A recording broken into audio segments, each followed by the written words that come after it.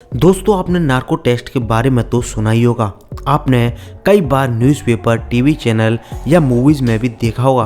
तो आखिर narco test होता क्या है और इसका उपयोग कब और कैसे किया जाता है, इसके बारे में आज मैं आपको डिटेल में समझाऊंगा। सबसे पहले हम बात करते हैं कि नार्को टेस्ट होता क्या है।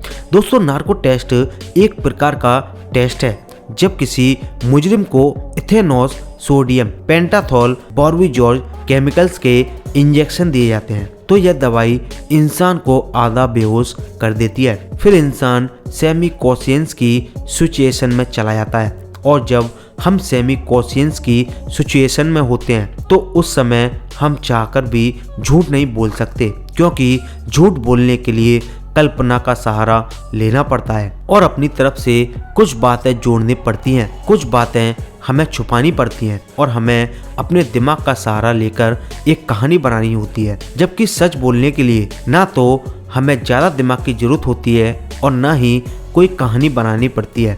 बस जो हमारे दिमाग में आता है बोल देते हैं, जो कि पूरी तरह से सच होता है। नार्को टेस्ट का इस्तेमाल सबसे पहले 1922 में रॉबर्ट हाउस नामक टेक्सास के एक डॉक्टर ने 2 मुजरिमों पर किया था। भारत में सीबीआई जांच के दौरान इसका इस्तेमाल किया जाता है।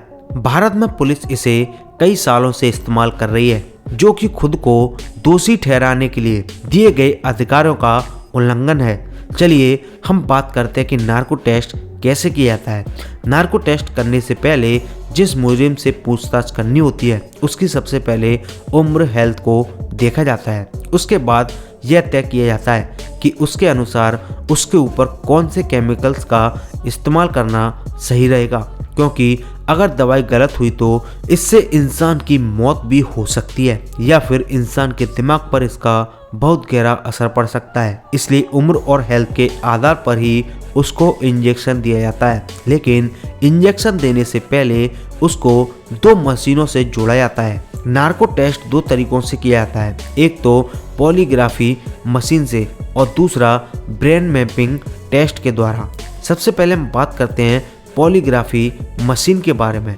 जब किसी मुजरिम का नार्को टेस्ट किया जाता है तब पॉलीग्राफी मशीन उसका blood pressure, pulse rate, group speed, heart rate और उसके शरीर में होने वाली एक्टिविटी को रिकॉर्ड करता है और फिर उसको डिस्प्ले करता है। फिर मुजरिम से कुछ आम क्वेश्चन किए जाते हैं जिसमें वह झूठ नहीं बोल पाता, जैसे उसका नाम, उसके पिता का नाम, उसके घर का एड्रेस, वह क्या काम करता है, उसकी उम्र क्या है, और इस तरह से सवाल जवाब का एक कफ्लो बनता है। उसके बाद धीरे धीरे उससे वह सवाल पूछे जाते हैं जिसको इन्वेस्टिगेशन ऑफिसर जानना चाहते हैं। तो इस तरह से मुजरिम सच बोल देता है। हालांकि कुछ एक्सपर्ट का मानना है कि सेमी कॉन्शियस यानी कि आधी बेहोशी की हालत में भी कुछ मुजरिम झूठ बोल जाते हैं, मगर ऐसा सिर्फ 5% लोग ही कर पाते हैं। लेकिन आमतौर पर ज्यादातर केसेस में मुजरिम सच ही बोलते हैं। दूसरा होता है brain mapping test. Brain mapping test का इंजेक्शन डॉक्टर लॉरेन ने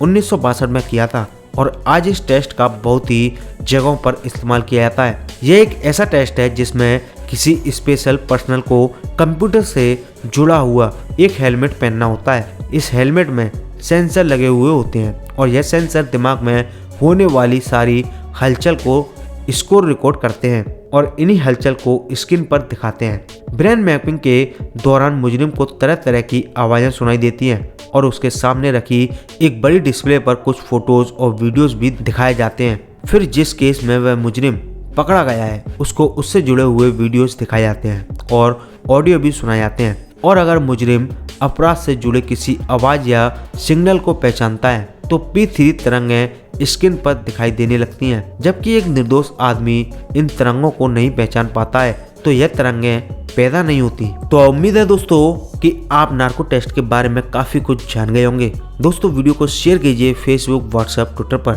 साथ ही वीडियो को देखने के लिए आपका दिल से धन्यवाद।